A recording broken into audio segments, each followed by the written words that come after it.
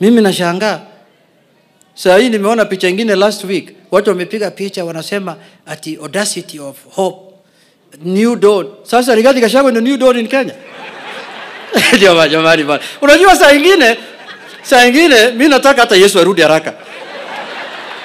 Sasa ati wanapiga picha ati audacity of hope, ati new dawn. Nikaangalia picha namna hii, naona Martha Karua, naona Rigathi Gachagua, naona Mukisa Kitui, naona anaitwa nani ile mwingine ile Chris Wamalwa, no Eugene Wamalwa. Naona watu tumetembea nao miaka mingi mpaka tukanyoroshwa tukalia pamoja ati new hope, new dawn. Unajua sasa tangu mzee Ojwanga kufe vitimbi sasa imeenda kwa wanasiasa. Sasa hii ni vitimbi sasa hii. The country is more serious than those jokes. Very serious.